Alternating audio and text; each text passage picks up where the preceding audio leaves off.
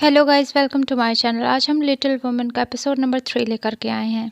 जैसा कि last episode में हमने देखा, पार्क जे सिंह इनहाय से पूछता है, क्या तुम इतना ऊंचा पहुंचने के लिए सेक्रीफाइस कर पाओगी, अपने किसी को धोखा दे पाओगी? तो इनहाय कहती है, आपने यहाँ तक पहुंचने के लिए क्या सेक्रीफाइस किया है? पार्क जे सिंह कहता है, मेरे फादर की डेथ। सीन हमारा शिफ्ट होता है, हम मिंजू को देखते हैं जो अपनी आंट के साथ प्रॉपर्टीज देखने जा रही होती है। तो उसकी आंट उससे बताती है कि जब मैं डिवोर्स के बाद कोरिया वापस आई थी तो सबने मुझसे कहा कि मैं शादी कर लूं, पर मैंने दूसरी शादी नहीं की और मैंने काफी सारी प्रॉपर्टीज खरीद ली।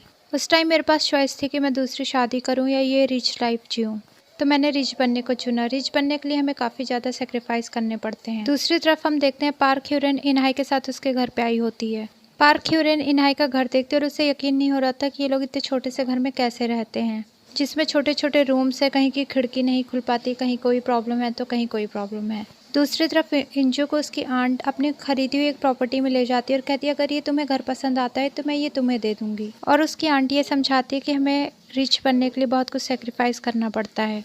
और दूसरी तरफ पार्क ह्यूरेन को इनहाय का घर पसंद भी आ रहा होता है। वो कहती है कि तुम्हारा घर कितना अच्छा है, तुम लोग इसमें कितना प्यार से रहते हो, तुम्हारी बहनें तुमसे कितना ज़्यादा प्यार करती हैं। पार्क ह्यूरेन कहती है, तुम्हें तो अपनी बहनों का शुक्रिया करना चाहिए जो तुम्हें इतना ज़्यादा प्यार करती हैं। तो इनहाय कहती है, मैंने उनसे उनका प्यार नहीं मांगा है। उसके बाद इनहाय घर से जाते हुए घर पे एक नोट छोड़ के जाती है कि वो रात को पार्क ह्यूरेन के घर पे ही रहेगी। इधर इंजू इनक्यूंग को फोन करके बताती है कि हम एक प्रॉपर्टी खरीद रहे हैं, ये घर काफी अच्छा है और हम इसमें काफी प्यार से रहेंगे और ये घर भी काफी ज्यादा सेफ है। इनक्यूंग नहीं चाहती थी कि वो इस तरह के डर्टी मनी से घर खरीदे, लेकिन इंजू कहती है कि हम फिर से स्टार्ट करेंगे, हम यहाँ पे रह करके मैं फिर से स्कूल जाऊंगी, मैं फिर से पढ़ाई करूंगी। तो इनक्यूंग कहती है कि तुम बस 2 मिलियन के लिए अपना ईमान बेच दोगी? तो इंजू कहती है, अगर ये 2 मिलियन हमारे पास पहले होते तो मैं अपनी बहन को बचा लेती, मैं पढ़ाई कर पाती, हम सेफ रहते, जितनी हमारे घर में प्रॉब्लम है ये कुछ भी ना रहती। तो इंक्यूंग कहती है कि मैं ड्रिंक करना छोड़ दूंगी, फिर हम साथ मिलकर आगे बढ़ेंगे। इंजू कहती है, तुम जानती हो ना हमारे लिए पैसे कितने जरूरी है, हमारे घर की सारी प्रॉब्लम्स दूर हो जाएगी, इनहाय की पढ़ाई के लिए हम पैसे दे सकते हैं। तो इंक्यूंग कहती है कि मैं एक ऐसी रिपोर्टर हूँ जो क्रिमिनल्स का पर्दाफाश करती है और तुम मेरी बात नहीं मान सकती, तो इससे अच्छा है कि हम अपना रिश्ता खत्म कर दें। और वो इंजू को ब्लॉक कर देती है। उसके बाद इनकिंग 4 साल पहले सुसाइड केस के विक्टिम की नर्स से मिलती है और नर्स बताती है कि उस दिन विक्टिम काफ़ी ज़्यादा परेशान हो रहा था, लेकिन जैसे ही उसका लॉयर पार्क जे सेंग उससे मिलने आया वो शांत हो गया, होश में भी आ गया था, लेकिन फिर उसके बाद उसने सुसाइड कर लिया। और नर्स बताती है कि वो ब्लू ऑर्किड उसे वो पार्क जे सेंग ने ही दिया था। सीन हमारा शिफ्ट होता है, हम देखते हैं कि इनकिंग जंगू के साथ उस ब्लू ऑर्किड के बारे में सर्च कर रही होती है। तो जंगू कहता है, हम बचपन में भी तो ऐसे ही खेलते थे, तुम डिटेक्टिव बनती थी और मैं तुम्हारा असिस्टेंट। तो इनकिंग कहती है, डिसाइड तो हमने ये किया था कि एक हफ्ते डिटेक्टिव मैं रहूंगी और एक हफ्ते तुम, लेकिन तुम बने ही नहीं, इसलिए डिटेक्टिव मैं ही हूँ। तो जंगू कहता है, मैंने डिटेक्टिव बनने के लिए कभी इसलिए नहीं कहा क्योंकि मुझे लगा कि तुम गेम छोड़ के चली जाओगी और मैं तुम्हारा साथ नहीं छोड़ना चाहता था।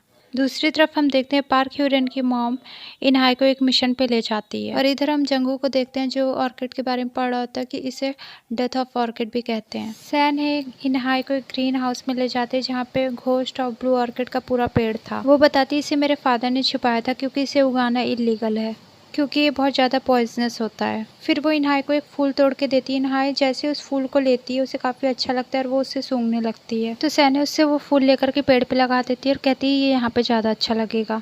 फिर वो इनहाय से कहती है कि मेरा एक पोर्ट्रेट बना दो, तो इनहाय वहीं पे पेंट करने लगती है। दूसरी तरफ इनक्यूंग पढ़ती है कि ब्लू ऑर्किड को सिनेटिव के तौर पे भी यूज़ किया जाता है। ये इंसान की सारी प्रॉब्लम्स भुला देता है और उसे अच्छा अच्छा फील होने लगता है, इससे हेलुसिनेशंस भी होने लगते हैं। और इधर इनहाय को थोड़ा अजीब अजीब सा लगने लगा था। उसके बाद वो सैने से पूछती है कि आप पोर्ट्रेट क्यों बनवा रही हैं? तो सैने कहती है, मुझे वही चीज़ें पसंद आती हैं जिसके बारे में दूसरे लोग नहीं जानते। और उसे हेलुसिनेशंस भी हो रहे थे और उसे एक आवाज़ आ रही थी जो उसे भागने के लिए बार बार कह रही थी। दूसरी तरफ हम देखते हैं इनक्यूंग ब्लू ऑर्किड के और भी ज़्यादा डेंजरस इफेक्ट पड़ रही होती है कि ये बहुत ही ज़्यादा खतरनाक है। और इधर इनहाय को आवाज़ आ रही होती है कि अगर तुम तेज़ नहीं दौड़ोगी तो मारी जाओगी। और फिर इनहाय वहीं पे बेहोश हो जाती है।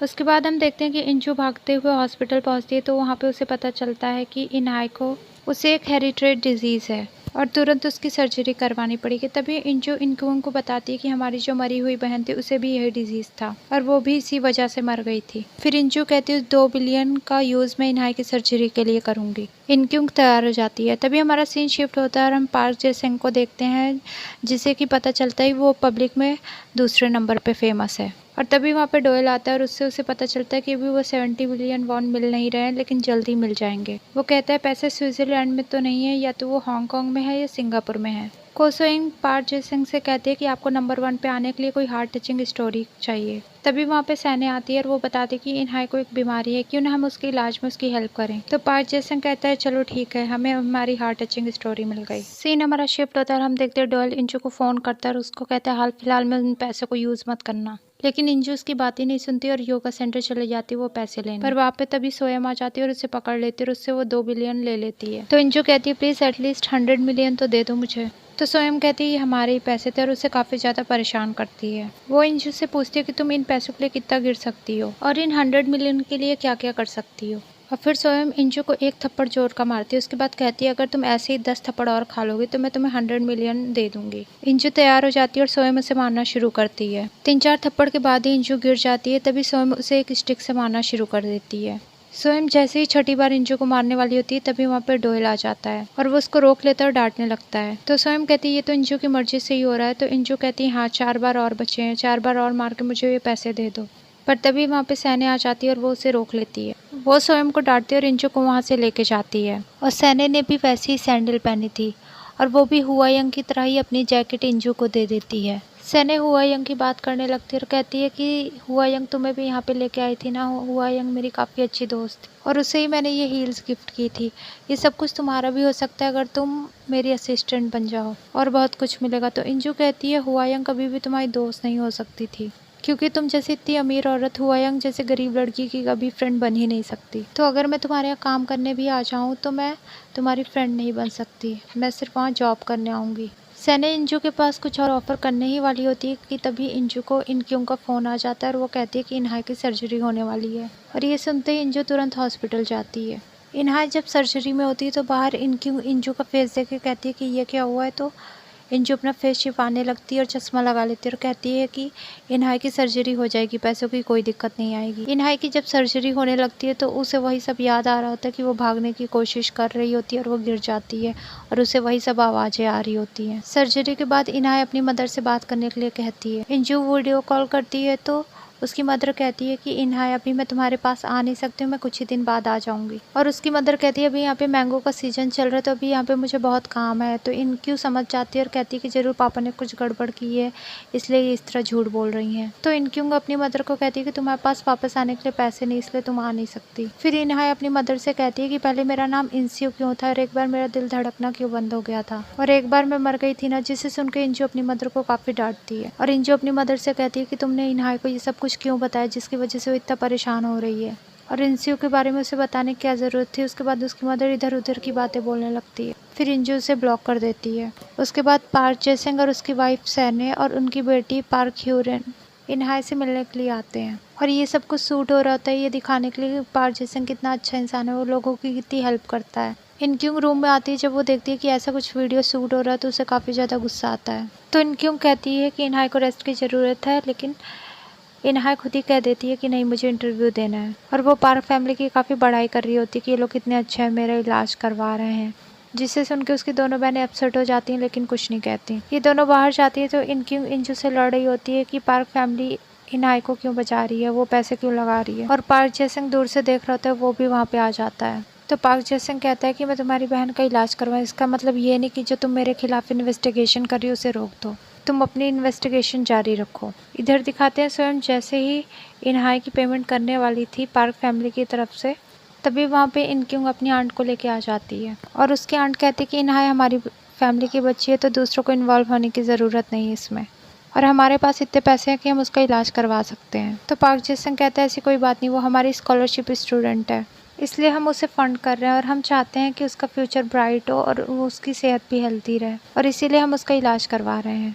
तो उसकी आंट कहती है तुम पार्क जे-सिंग हो ना, मैं तुम्हारे फादर को जानती थी। और अपने फादर का नाम सुनते ही पार्क जे-सिंग चुप हो जाता है। सीन हमारा शिफ्ट होता है, हम डोयल को देखते हैं। डोयल एक आदमी से फ़ोन पे बात कर रहा होता है, तब उसे पता चलता है कि हुआयंग ने ये जो फंड इकट्ठा कर रखा है, जिन अकाउंट्स में इकट्ठा कर रखा है, वो हुआयंग के नाम से नहीं है, किसी और के नाम से है। सर्जरी के बाद इनहाई थोड़ी ठीक हो गई थी तो वो अपनी बहनों को बताती है कि मैं पार्क ह्यूरेन के साथ बूस्टन जा रही हूँ। उसकी बहनें मना भी करती है कि तुम अभी ठीक नहीं हो, पूरी तरह से हेल्दी नहीं हो, तुम्हें अभी नहीं जाना चाहिए।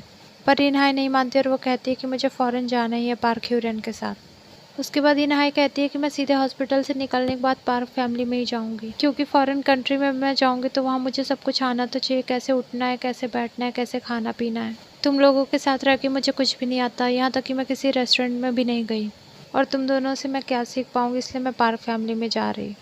उसके बाद इन्हाई कहती है कि हमारी मरी हुई बहन इंसियो ने मुझसे कहा था कि मैं जल्द से जल्द उस घर को छोड़ दूँ, वरना मैं भी उसी की तरह मर जाऊंगी। इंजू इनको को उस बुक के बारे में बताती जिसमें सारे फंड के बारे में लिखा होता है। इंजू कहती कि हम उस फंड को यूज़ करके अपने आप ही इन्हाई को फॉरेन भेज सकते हैं, पर जब इनक्यूंग को पता चलता है कि उसके पास ऐसी बुक्स हैं यूज़ करके हम पार्क जे-सेंग की असलियत सबके सामने ला सकते हैं। उसके बाद इनक्यूंग और जंग हो एक ब्लू ऑर्किड के बारे में बुक लिखी हुई थी, उसके ऑथर से बात करते हैं। वो ऑथर बताता है ब्लू ऑर्किड में कुछ ऐसी पावर्स होती हैं जो इंसान को, मरे हुए इंसान की फीलिंग्स बताती हैं। वो इनक्यूंग को एक एड्रेस देता है जहाँ पे ब्लू ऑर्किड मिल जाएगा, और वो एड्रेस वही था जो उस विक्टिम ने दिया था जिसका कार एक्सीडेंट हो गया था। सीन हमारा शिफ्ट होता है और हम देखते हैं कि डॉयल इंजू से कहता है कि तुम्हें अब सैने के असिस्टेंट बन के रहना होगा, ये हमारा आगे का प्लान होगा।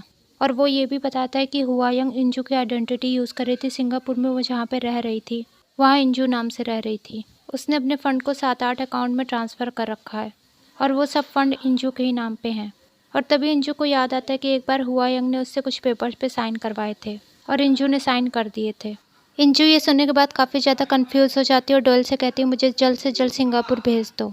और ये एपिसोड यहीं पे एंड हो जाता है। अगर आपको हमारी वीडियोस पसंद आती है तो प्लीज़ लाइक करें, शेयर करें, सब्सक्राइब करें। Thanks for watching.